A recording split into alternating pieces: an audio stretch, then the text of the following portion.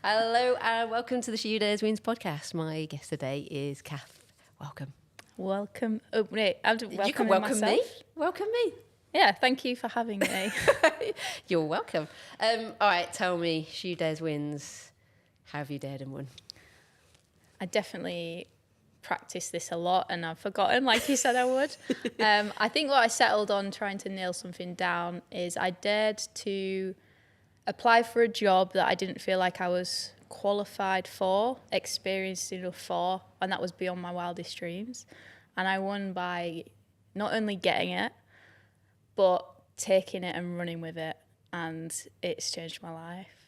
That's a massive win. What's your job? Yeah. Well, the job itself that kind of kickstarted everything was a female development officer at a skate park in Manchester. So it was the first project of its kind where we were given funding from Comic Relief to run a female-specific programme through skateboarding to help build like leadership, self-confidence and all of that sort of stuff. And so I spent about 3 months planning this programme. Zero experience in that field of like actually planning the program, designing it. But I was really passionate. So I just kind of came up with this like amazing program and then just rang up schools and was like, hey, can I come in and teach girls to skate for free? But I'll also give them like leadership skills and this, that and the other. And yeah, it worked. Amazing. And you were a skateboarder before then? Well, this is why I was wildly like unqualified, is I'd been skateboarding about 2 months. Yeah. Mental, right? I was a footballer from the age of 10 and I started coaching and volunteering as a coach from 14. Yeah. But I always wanted to skate, but it was a lot harder to get into, or it felt a lot harder to get into. So when I finally got into skateboarding, I was like, I have all of these like coaching skills. I just need to transfer them. I have the passion. That's why I just was like, I should never apply for this job because like I've literally been on the board 2 months. But I guess with just a little bit of self-confidence and wild disbelief, not disbelief, what's the word? No. Delusion. A bit of delusion can get you far sometimes. Yeah, that's amazing. Yeah. So that was kind of like a dream job. Oh, yeah. And then it's led into this amazing career of you being able to do what you love and work with amazing people and do good things. Yeah. Every day pretty much is like a pinch me moment because I like to kind of keep me on track. I'm just like, imagine what like 10-year-old Cath would be like thinking right now.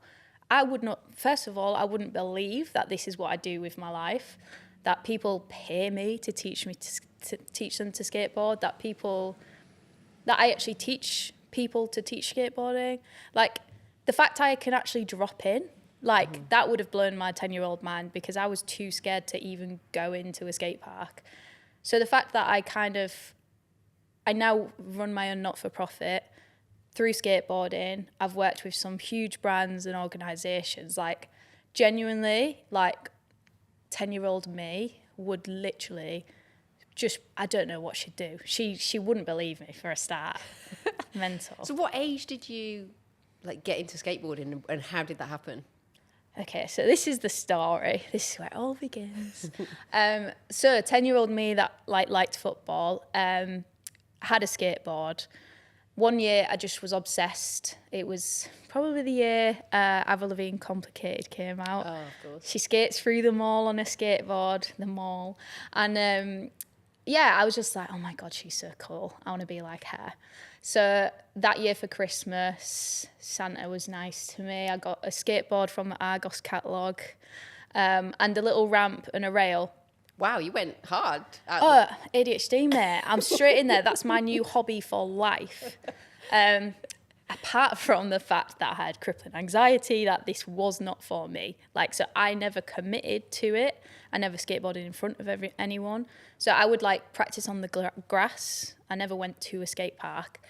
I was just petrified because like I was good at football. So I could turn up and play with the guys. I didn't care. Like, I was like, yeah, I'm probably better than you and what. But with skateboarding, I was awful. I didn't know where to start. You actually need some form of guidance or you're going to learn the hard way. Mm-hmm. So I kind of really wanted to from the age of 10, but I didn't actually step foot in a skate park until I was 22. Wow. Yeah, and it took me 3 months. So I'd moved to Manchester for a job, and one of my housemates' friends worked at the skate park at the girls' night as a coach. So they let me know that it had existed. And I was like, okay, I'll go with them. And then she had 2 months off. And I was like, those first 2 months, I was like, oh, okay, well, I won't go then. I just needed a safety blanket. Yeah. And then the third month, the day before, she was like, oh, I'm not going to be able to come. And I was like, oh my God, like, I just want to go. And then I was like, oh, fuck it, I'm going to go. So I just went, and literally from 10 minutes into that session, my entire life changed. I made friends for life on that day. 2 days later, I took myself to a skate park, an open skate park where other people were skateboarding, and I taught myself to drop in. And because I just was like, I've been waiting my entire life to do this and feel comfortable to go into a skate park, and now I can live my Avril Lavigne fantasy. Mm-hmm. And so then from that point onwards, I was like, no one's going to make me feel like I don't belong here. And it was life-changing. It's just a step, isn't it? I know it's so easy, but we get so consumed with what ifs and I can't. Yeah. And lost time then, because then when you do, you're like, what was I doing? I should have just done it.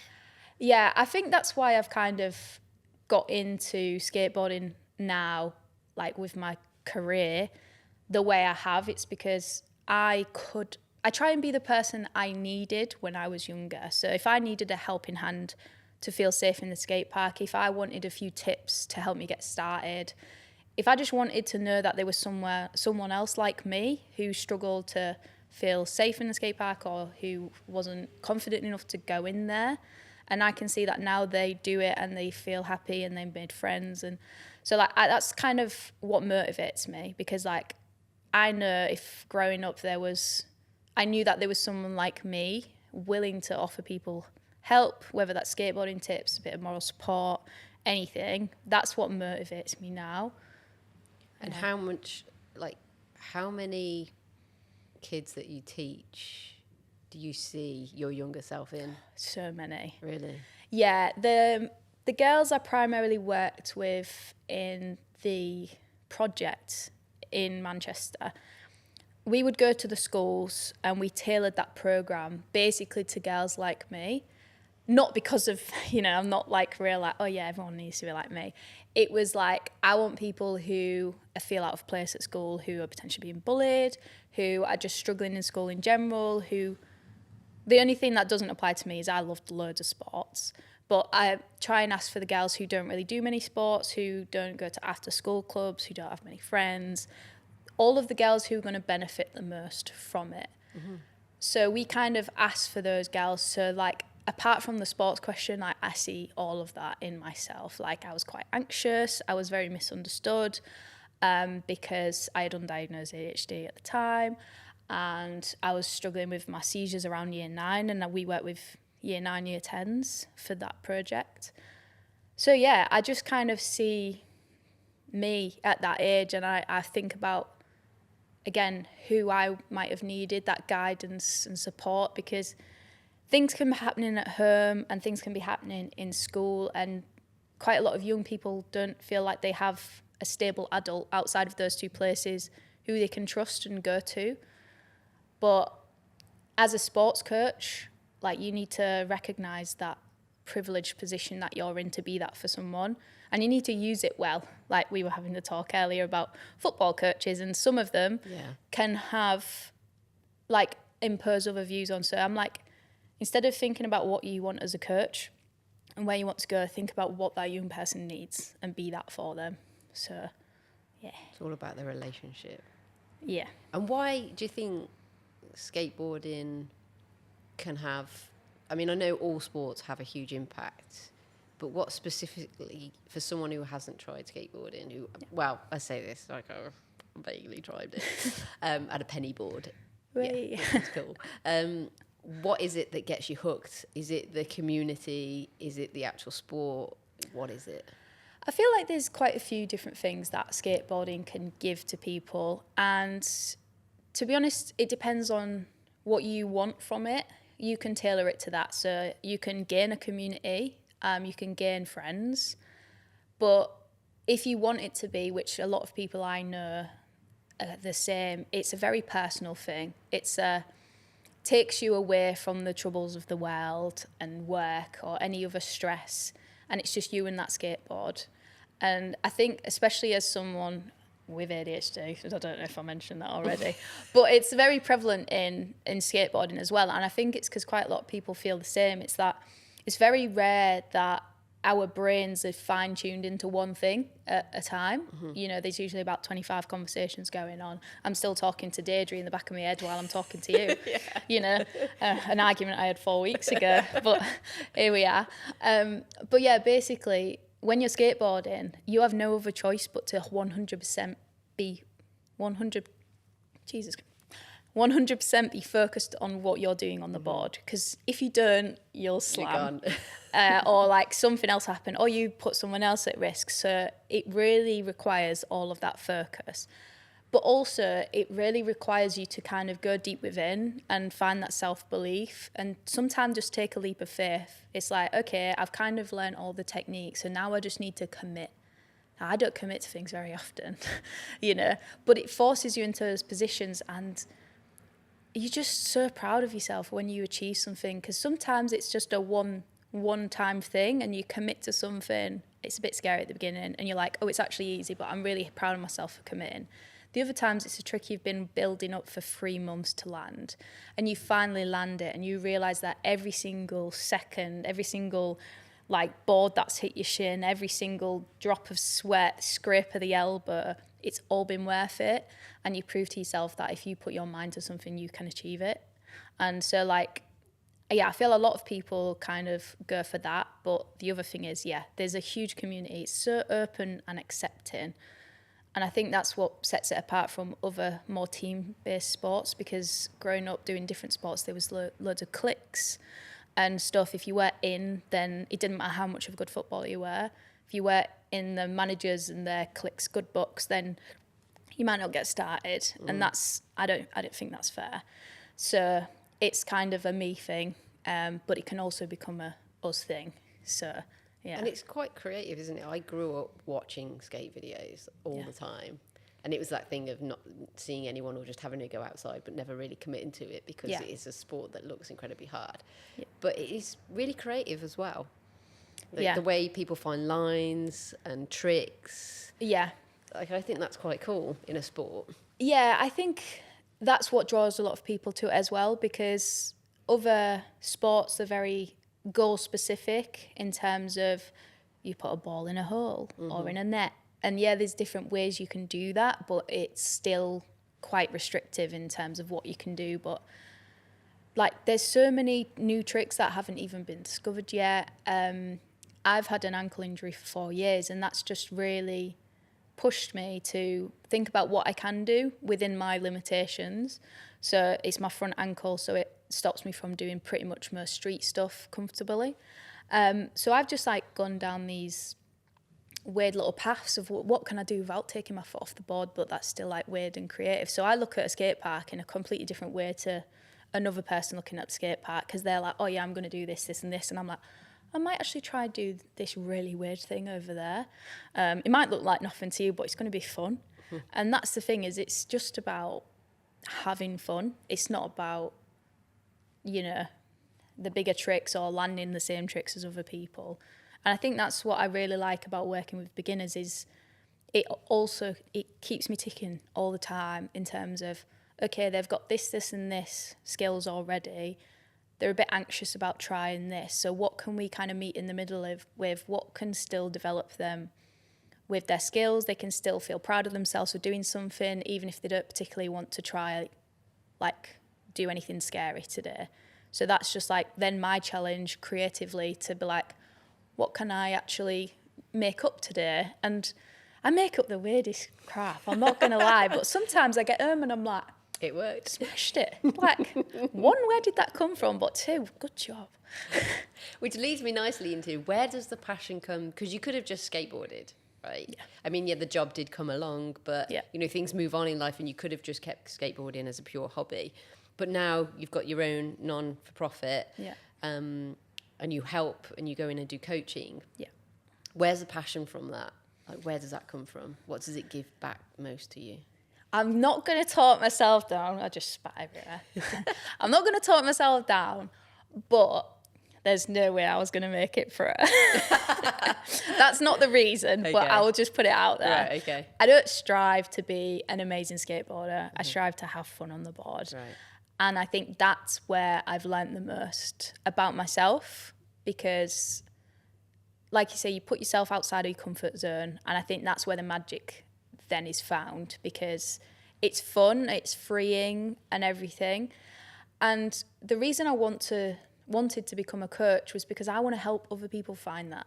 And I experienced barriers in entry to skateboarding when I was growing up, whether they were physical barriers of just not being the opportunities, or the support for people like me, or like people getting into skateboarding for the first time, young girls, etc., etc.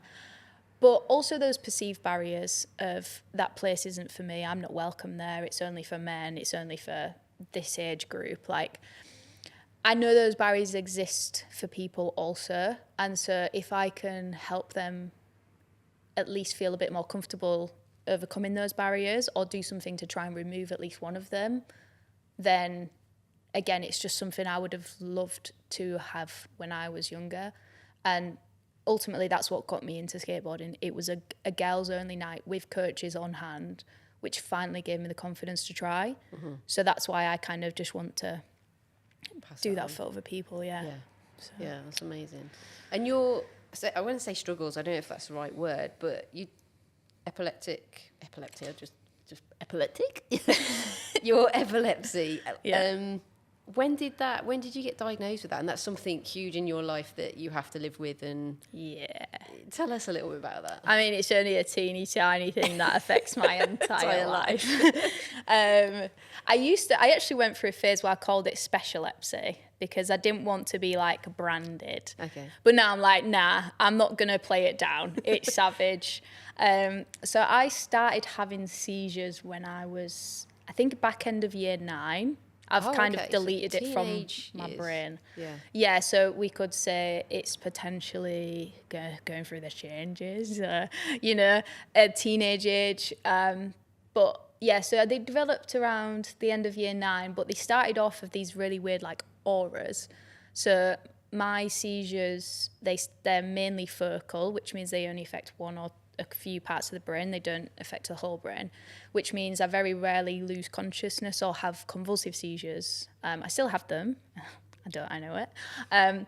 But quite like, fortunately, if you want to look at it that way, which I try to, they were quite minor, but they started off and I just had these weird feelings. I'd get deja vu, and then after a while they changed into deja vu, and then this rising sensation, and like my ears would ring. And then eventually one day, what I got used to was shutting my eyes and like leaning against something just to wait for it to pass. And this one day I was walking, this was early in year 10 now, I was walking to school and I felt one coming. I'd not really told anyone about it because they weren't medically concerning. It was just a weird feeling. So I felt one coming. I was walking to school with my mate and I just leant against the lamppost, because all I really felt I needed to do was cover my eyes and just wait it out. Not that time. I woke up on the floor. I'd like cut all my face open because I'd passed out. Oh, and that was the first time. I actually played it really cool. I carried on walking to school. Oh God, like you do. Yeah, and then when I got to school, I went to the toilet and I saw my face. And I was like, 1, why didn't my mate tell me? 2, I was like, oh, that's a bit sore. I'll go and get an alcohol wipe. And then I walked in and they was like, oh my God, Cath, what happened? I was like, yeah, I just had this like weird feeling. I get it all the time. And then I just passed out. And they was like, how often are these happening? And so like I basically opened up. They was like, you need to go to the doctors. Without scaring me, obviously. Yeah. Nobody knew what it was until I eventually saw a neurologist, and literally they were like, temporal lobe epilepsy. I Googled it. And the most specific thing about these types of seizures is you can't describe them, not very well, because you don't actually know what it feels like, what's going on.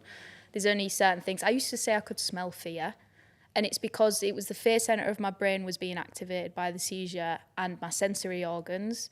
So that's why, basically, imagine you've got a big keyboard in your brain, and this is sensory memory and the fear center, and someone's just pressing all the buttons at the same time. So that's why I used to say it's like I can smell fear. And so I explained all this, and they were like, yeah, this is what it is. And I Googled it, and I read it, and I was like, holy shit. I was like, that is it. And for the first time in however long, I was like, oh my God, like, I actually know what's going on. Yeah. Fast forward 15 years, maybe even more. It's not temporal lobe epilepsy. Oh, is it not? No, we don't know what type of epilepsy it is. I've been undiagnosed with that specific type of epilepsy because that part of my brain is affected in my seizures like 99% of the time, but that's not where it originates from. So, yeah, all we know is that it's not controlled by meds. And so it's been a wild ride, but again, it's something that's kind of just motivated me to like make the most of life and do what I love. And I think that's why I'm so passionate about getting people into skateboarding, because having skateboarding has helped me get through the hardest times of my life. So that's, again, it's just one of the motivating factors to just do what I love. But my favourite part of every doctor's visit is, so what do you do for a living? I was going to say, is there any advice? Don't do that. It's skateboarding and epilepsy don't really go together, does it? I'm like, funnily you say that. Works for me. Yeah. Yeah. And Keep why your opinion not? to Like, yourself. yeah, why? Yeah, if you can manage it, that's down to you, isn't it? What you do, and I think it's incredible. And you help promote the awareness, don't you? Of Yeah. I feel like what you might have, as in you do have, but Yeah. you don't know what type. Yeah. Well, that's the thing. I think epilepsy in general is so misunderstood. So, like, the first comment anyone gets if someone finds out they have epilepsy, oh, can you see flashing lights? And I'm very like, yeah, less than 5% of epileptics are affected by flashing lights. I did not know that. Yeah, so that's number one. And number two, there are over 40 different types of seizures. And although a lot of them can progress to the convulsive seizures, like most people, like, or the higher majority of people, I believe, don't quote me, but I believe they don't always end up in convulsive seizures. So like minor focal, you can have absence seizures, which is like where people just like zone out. Obviously it's more like crazy in the brain than that, but that's what it presents as. So people can have seizures for years and people not even know that it's a seizure. So it's pretty crazy. And I just think there are certain things that, you know, as someone who actually understands and who's got through pretty much my entire life without meeting anyone else who actually understands, all I can really do is try and either educate people. I'm not trying to preach, but I'm just trying to say, if it comes up in a conversation and someone asks a question, I'm going to be honest and I'm going to give the answers, because people don't know. And if I start having more seizures, people are like, oh no, you okay? And I'm like, yeah, because although I have seizures, like, epilepsy is so much more than seizures. I take meds every single day. I always have and always will. And those can affect my life more than the seizures at times. I've had to stop meds because the side effects are so severe that I'd rather have seizures. Wow. Yeah, and I'm like people just have no idea. So anytime it's kind of bad, I want to stay like transparent about it. It's an opportunity to kind of get things off my chest. Again, I'm not going to start bitching.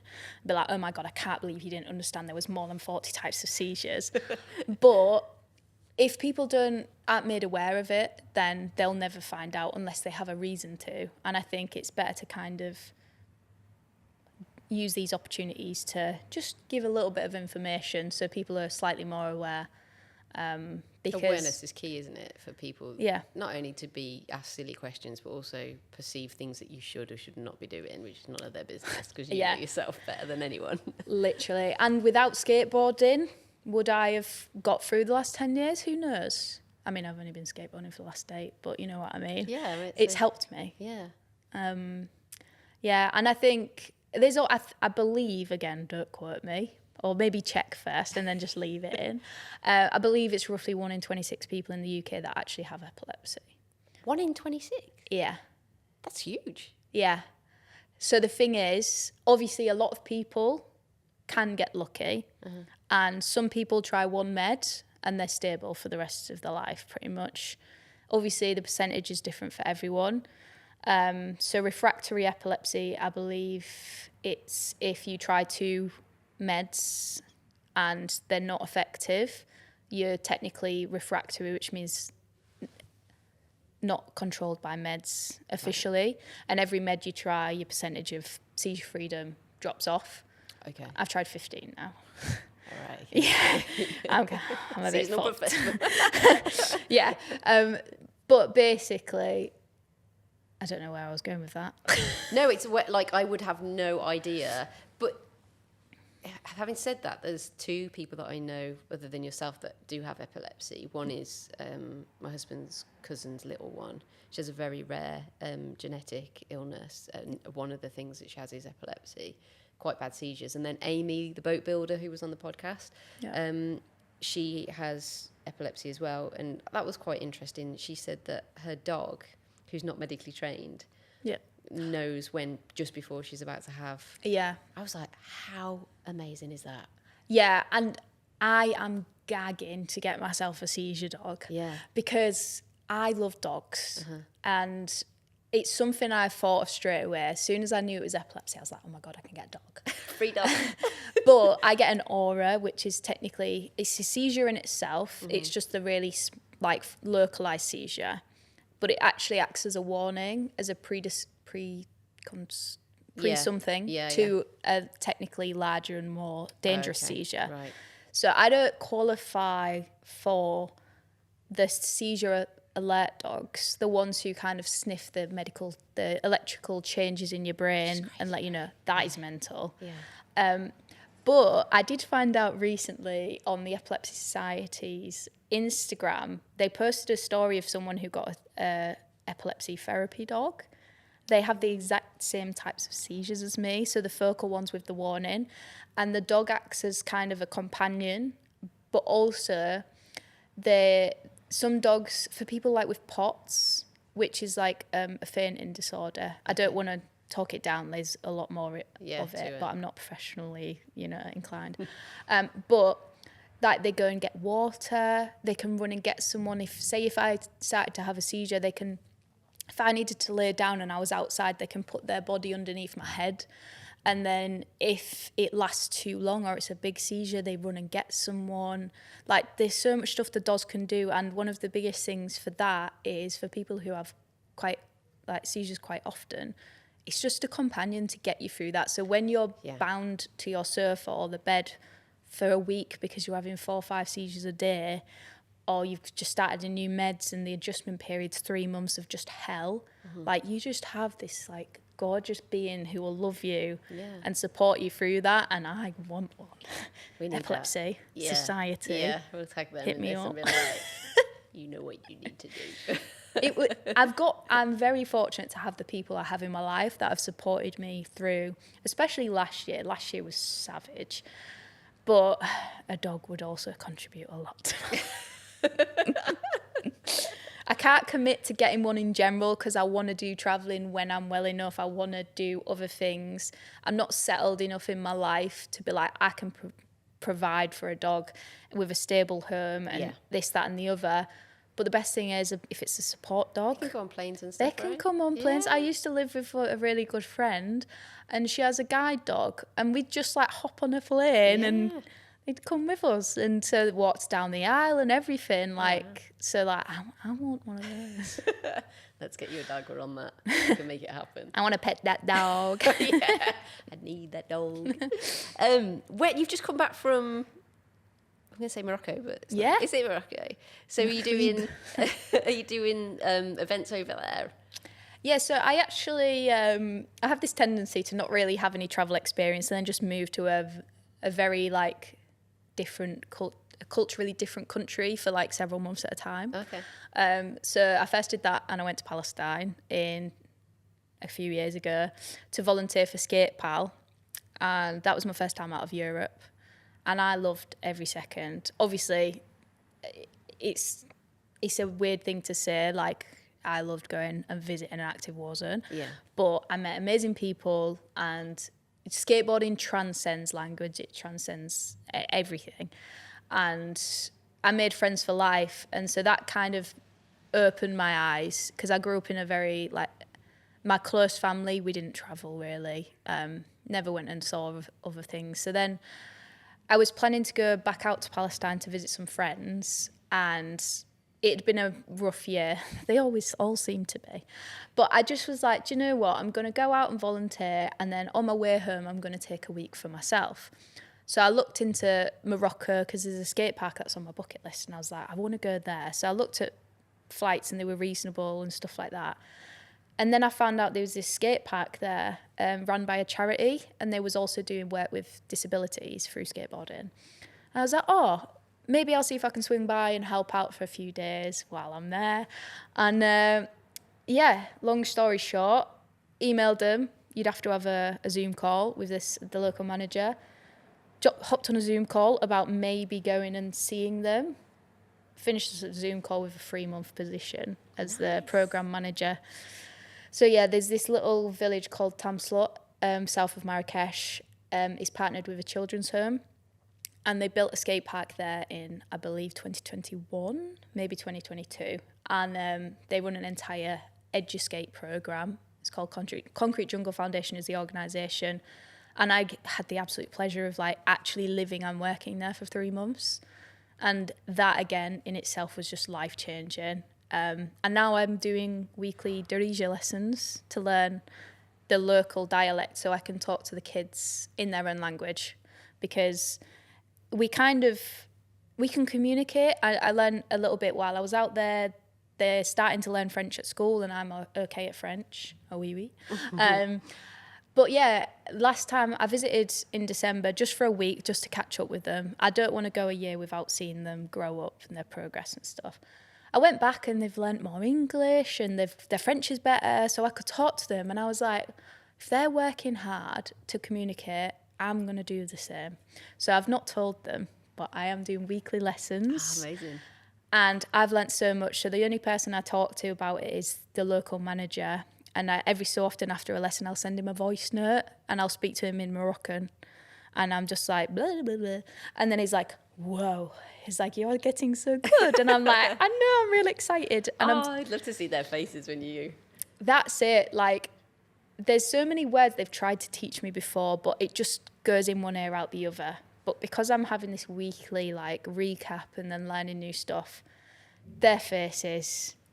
Oh, I am so excited, because they mean a lot to me. Mm-hmm. And obviously I've become a small part of their life as well. So these kids are orphaned? So in the village, there's the kids in the children's centre, and then also just the general village kids who might live at home with their families. We don't, like, kind of talk about what happened, or like what situations the kids at the home is. It's kind of protected. But yeah, all the sorts of circumstances you wouldn't wish on young people happens to them. So some of the parents are still around, but they live at the home. You know, all different circumstances, but the number one rule is it's a family. Mm-hmm. And so that's why I want to go back, because I become a part of that family. I went and ate lunch with them. You know, I'd go and get a little snack in the evening and just say, hi, how was your day, to all the little kids. Hugs. I'm like a big sister to them, or an auntie. You know, it's a real family vibe. That's why they wanted to do a few Zoom calls to just check I was going with the right intentions. And they were like, this is a family, so you will be coming into the family. So we need to make sure you're the right person, but also we need to make sure you kind of, you know, you want to be a part of the family. And I was like, yeah. And honestly, again, just mental. That is where skateboarding's taken me. Crazy. But it's cool though, isn't it? It's just showing anyone that small insight to just have a go at something. Yeah. And it's like, I don't want to downplay that, because it's not, because not everyone has the ability to do that. We were chatting about this earlier, about putting yourself out there and believing in yourself. Yeah. I guess you don't always have to believe in yourself in every given moment, but you do need to side on the, 80 to 90% of the time you've got to back yourself, because no one else will. Yeah, and I think what's kind of motivated me to do that now is, it's exactly what we were talking about earlier, is like practicing what you preach. Mm-hmm. And it's like, how many times do I tell someone else I believe in them and they can do it and they've got what they need, and etc. And I'm like, oh, I guess, like, because sometimes I'm teaching a kid something and it's something that scares me. And they're like, oh, miss, will you do it? And I'm like, I don't really want to. I mean, I probably could, but I really don't want to. But then sometimes I'm like, I figure out whether I need to, like, if that will help them. And I will put myself out of my comfort zone to show them, but I will be true. I will tell my truth. I'll be like, that scares me. I'm like, yeah, I believe I can do it. I really don't want to right now because I've not warmed up, but I will do it just to show you that you can do it if you put your mind to it. And even though it's scary, it doesn't mean you can't do it. So there's every so often when a kid asks me to do something, I'm like, oh, I really wish you didn't say that. I do not want to do that right now. But yeah, I think it is really important. And so I've kind of used that, and also like living authentically and being honest about my feelings. I feel like it works in the same way as kind of motivating other people to, or making them feel more comfortable talking about their true feelings and having those honest conversations, because you got to be vulnerable. I think the best relationships and friendships in life are born through like two authentic people talking their truths, because you can then truly connect with someone, because that's actually them. It's not who they're presenting to the world. It's literally like, hi, this is me. Yeah, I get anxious about this and I talk too much, blah, blah, blah. But yeah, that's me. And then if the other person's just as like guard down, then you're like, oh, actually I can connect with this person because there's no walls up, there's no nothing. So do you think you find, for me anyway, I found that when you drop your guard, you actually have a lot more in common with people. I actually now, if I meet someone who has a guard up, I kind of like, I can't be with that person. Just because I'm like, I don't know if it's like a personality thing. Yeah. But I'm just like, I've always been someone that loves stories and loves people. Yeah. And I would never want it to be like, oh, there's a negative story there, so that makes me feel better. That is a very toxic trait. But it's just a genuine love for like the real human. Yeah. I love films and I love characters. Yeah. And I think me going to film school was a massive thing for me to learn about why we do what we do and how we behave and why we love certain characters. And it all comes down to vulnerability. Yeah. And I feel like, people can say things. I mean, how many times have we sat and listened to someone talk the absolute world down and you're like, oh, I would buy into anything this person says. And then you actually like talk to them, or you see them in a more relaxed setting and you're like, oh, they have nothing about them. Yeah. Like this is literally a script. Yeah. And so they talk the talk, but it's like, there's nothing better than like kind of seeing someone online or seeing about something and thinking, oh, like their sound, or like, oh, they're amazing, they're real, like their work's incredible. And you meet them and they're just a genuine person. And like maybe when they come to shake your hand, they accidentally punch you because they're just a little bit clumsy. Yeah. And then, they fumble their words and you're like, oh my God, you're human, you're just you're honest. And I'm like, I can get along with that. Yeah. Because I feel like sometimes when people do have a bit of a guard up, it's like, half of me is like, I'm going to do everything I can to try and lower that guard. So if I want to overshare a little bit, not too much, I'm not saying, oh, it's all about me. But if I can kind of help them feel more comfortable to talk more honestly, I will try and do that. I'll try and create that safe space. But if it's just generally because they're not interested in having an actual conversation, or they've got an agenda that's all they're bothered about, then I don't have time for it either, because the last couple of years I've really learnt the value of like actually talking and how it can help you as like internally, how it can help the people you talk to, how it can then pass on. So if you had a really honest conversation and then you realised, oh, I do feel comfortable talking about, you know, this mental health thing I had in the past, or something that's quite, or was previously quite taboo. Like if you have an honest conversation with someone and maybe it helps you realise something inside of you. So say someone else, say I said to you now, oh, I had this experience, and you're like, oh yeah, maybe like it's not actually that bad, like admitting that that's where I was at. Yeah. And then if you had another friend who was struggling, and maybe you've both kind of known each other's gone through something, but you didn't really want to talk about it through fear of upsetting someone else, or through fear of having to admit where you are personally now or in the past. Like just having those conversations in front of people or with someone, that can be like a snowball effect. And I'm doing a project with them at the moment with Girls Talking Nike about like adolescent girls' mental health, and this was one of the biggest takeaways for me, is like talking, the importance of just having an honest conversation and like get rid of the taboo. Like we're human, you know, we have feelings, things don't always go the best way they can, but if we're honest with ourselves and with other people, we can't go too far wrong. Yeah, if the intention's right. And sometimes the intention might be slightly off, but it's not mean, you know, it's a learning process. We're all human, we all make mistakes, but if there's a genuine intention with good purpose, then you can't go far wrong. Yeah. Do you feel, because you must work with a lot of young kids, I bark on about this and I sound like the oldest woman.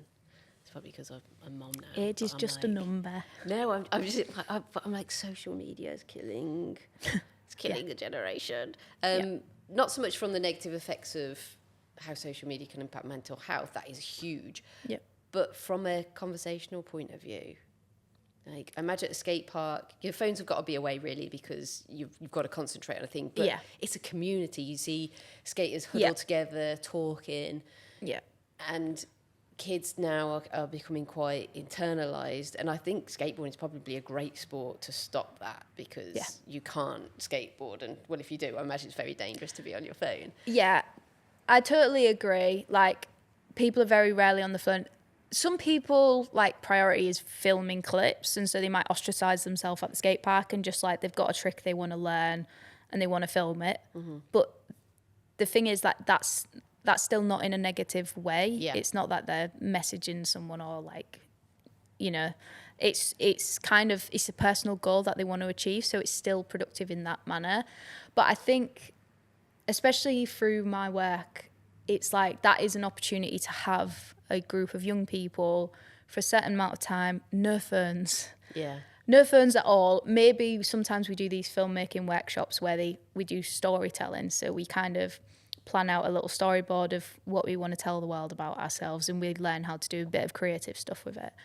But realistically, it's an hour to an hour and a half with this group of girls, and the most recent project that I'm planning, it is specifically around mental health for young adolescent girls. And so, yeah, no phones, just us talking, learning, sharing, and skateboarding. Nice. And it's a nice, like, half-half. So we'll talk about what we're going to talk about.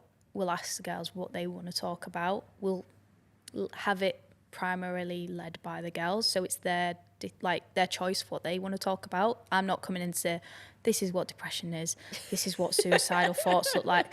No, because that's horrendous. That is actually horrendous. So they actually help us plan it. So we'll say, like, what's kind of on the agenda, and they can pick if they want to focus more on one or two subjects, whether they want to completely miss it because maybe it's quite triggering. We'd still try and find a little way to get them to open up a little bit, because you can't stay guarded your whole life over subjects.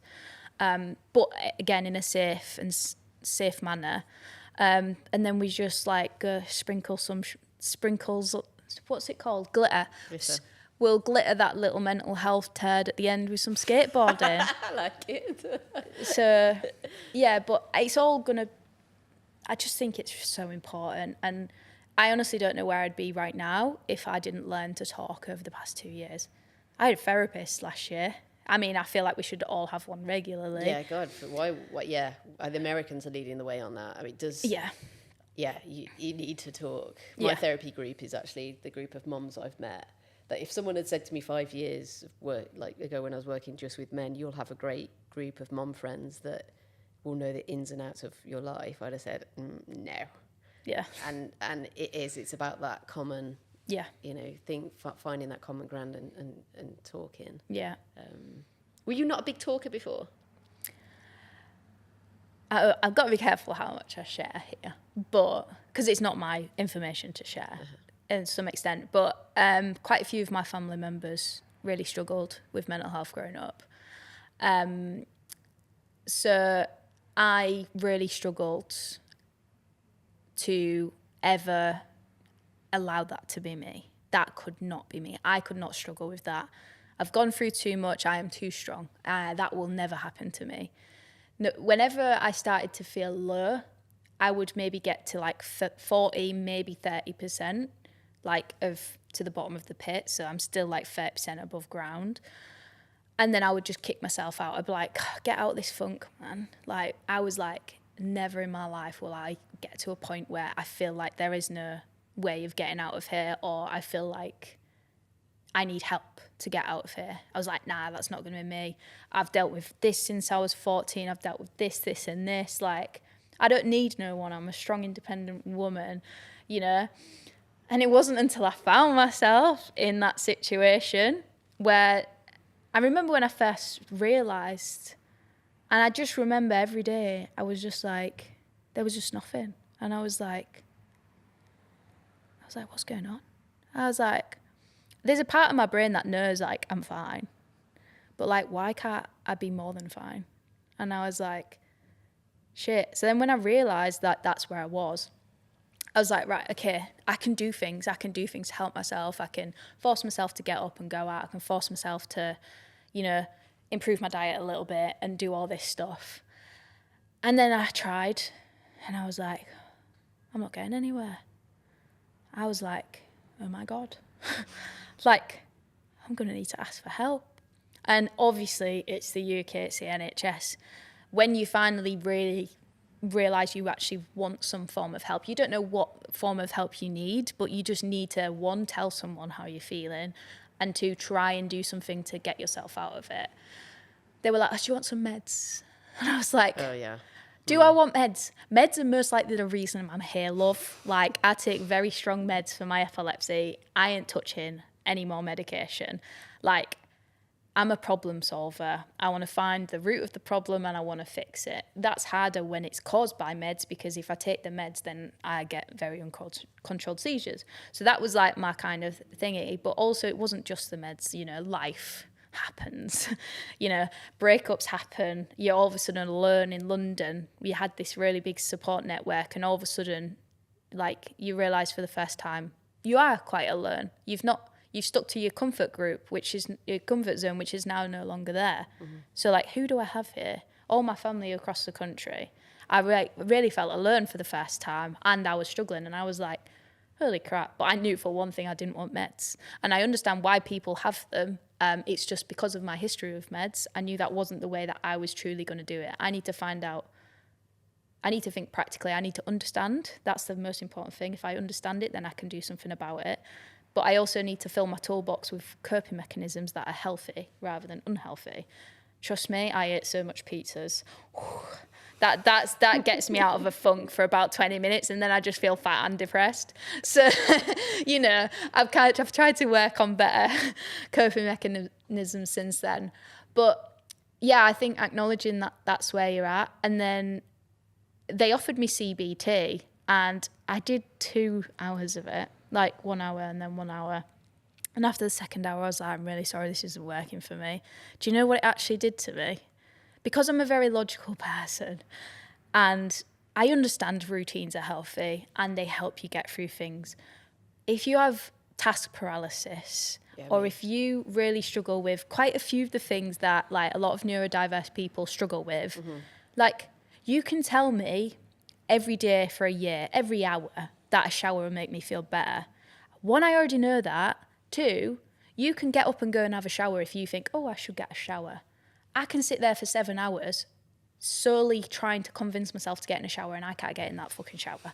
So, like, you telling me what's good for me is not going to help me. Yeah. It actually annoyed me so much that I had someone, like, telling me all these things I already knew.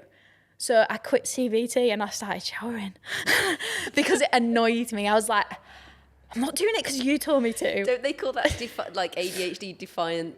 It's called something, and I have it all the time. If someone asks me to do something, it could be the most menial job. I know I have to do it, and I should do it, like put a bin out. Yeah. I'm not fucking doing it. Yeah. Because you told me to do it. Literally. And yeah, so that was my initial thing with like therapy, because they offered me CBT. And then after last year, when things got really savage, I just, that was like an epilepsy and mental health thing, because the new meds destroyed my mental health. Right. Like, honestly, Which never want to go really back out there. of your control, really. Yeah, 100%. I was having all of these thoughts. He started off one every so often, like intrusive thoughts. And I was like, no, I don't really want to do that. Like, it's fine. And then one day it got to the point where every waking moment of that day, all I was thinking about was how I could hurt myself. Jeez. But I knew in my core, I didn't want to hurt myself, but I couldn't stop my brain from going around these circles. Oh, I could slip down the stairs. I could do this.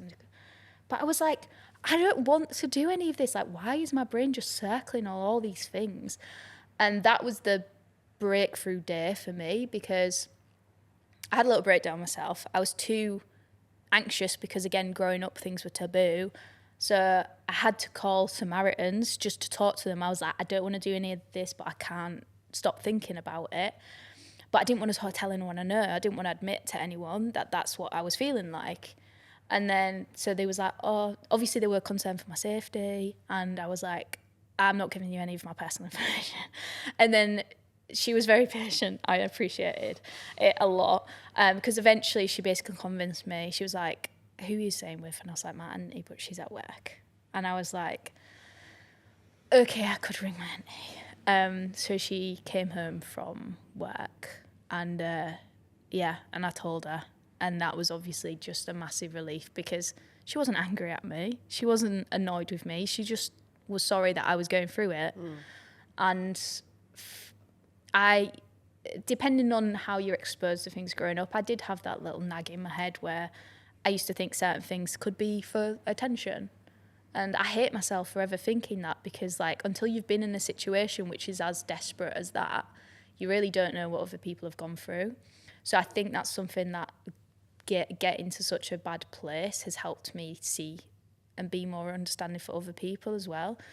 So yeah, that then led me to, I called my auntie, she came home, we called my specialist, discussed that. I got an appointment with like specific new teams to talk through everything, and eventually I came off the meds and my life's exponentially better. Obviously the thing about mental health is it's not a straight line, so like there'll always be like peaks and troughs. I have better coping mechanisms now, and the best thing I do is I talk. Don't get me wrong, I didn't like my last therapist, you know who you are.